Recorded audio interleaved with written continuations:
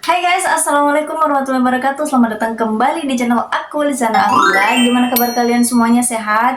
Selalu jaga kesehatan kita ya. Kalau lagi musimnya seperti ini, biasanya sering rentan untuk sakit, untuk demam, untuk flu. Kita harus selalu ngejaga kesehatan kita.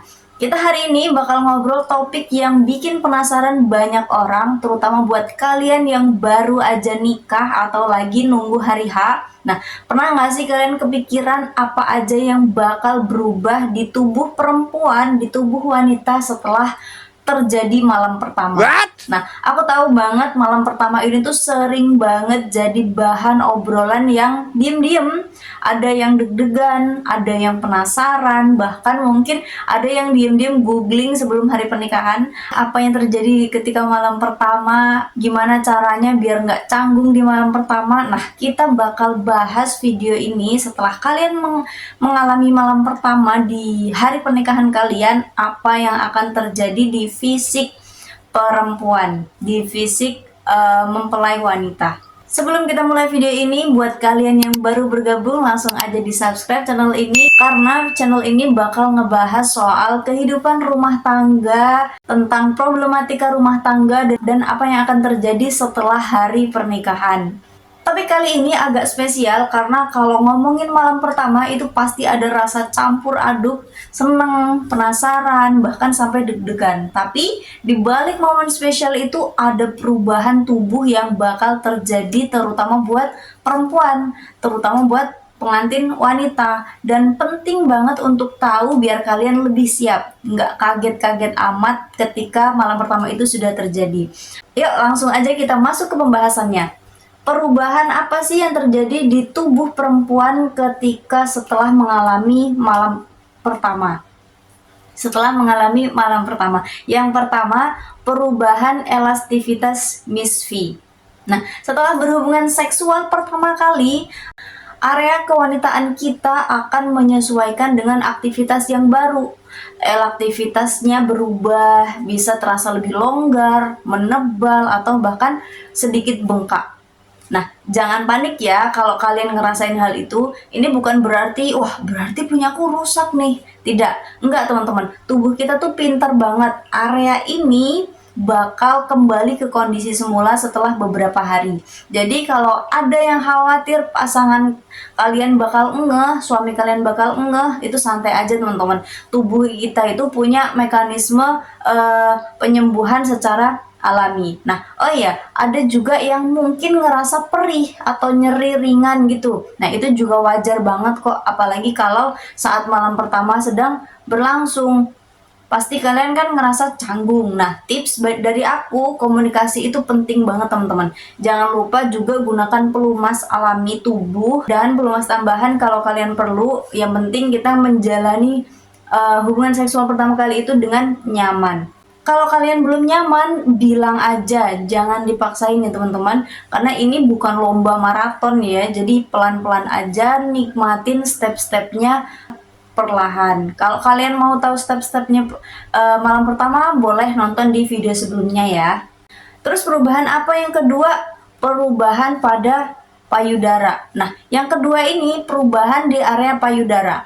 Setelah malam pertama, kamu tuh bakal ngerasain payudaramu akan ngerasa lebih penuh dan membesar. Itu terjadi karena aliran darah di area tersebut meningkat. Nah, biasanya pembuluh darah di sekitar payudara itu akan melebar dan bikin area tersebut jadi lebih merasa lebih hangat dan lebih hidup. Jadi jangan seneng dulu kalau berharap ukurannya jadi nambah gede ya secara permanen. Nah, itu semua nggak permanen teman-teman. Ini cuman efek sementara aja. Itu sama seperti ketika kita seperti efek mau menstruasi, itu sama aja. Kadang kan ada perempuan yang ngalamin sebelum head payudaranya lebih keras. Nah, itu sebenarnya sama aja teman-teman seperti itu.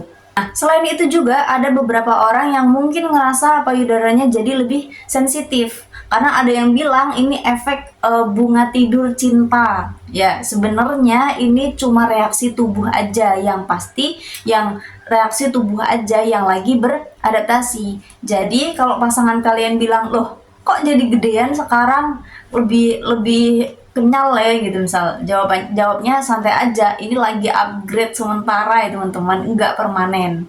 Terus yang ketiga, perubahannya sensitivitas pada puting. Nah, selanjutnya kita bahas puting nih. Kalau area ini tuh bakal sering banget jadi pusat perhatian saat malam pertama ya, apalagi buat para suami-suami itu pasti bakal salfok sama puting.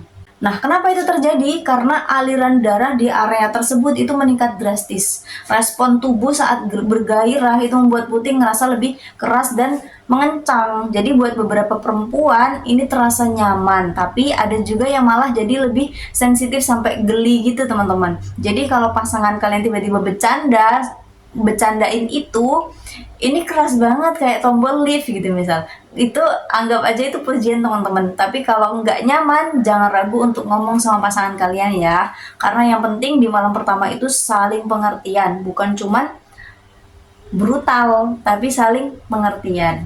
Terus perubahan yang keempat, perubahan pada rahim. Nah, yang keempat ini rahim juga ikut-ikutan berubah.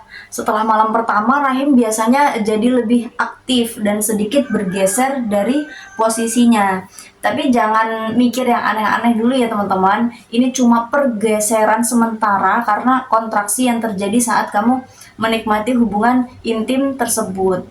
Nah, mungkin beberapa wanita juga ngerasa kayak kram ringan di bagian bawah perut. Rasanya tuh kayak mirip kram saat ketika lagi head.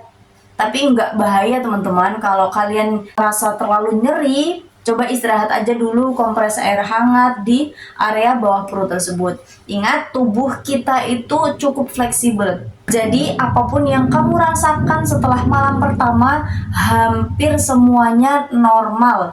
Jangan lupa juga untuk banyak minum air putih dan makan yang teratur ya, biar tubuh kita cepat balik ke kondisi semula.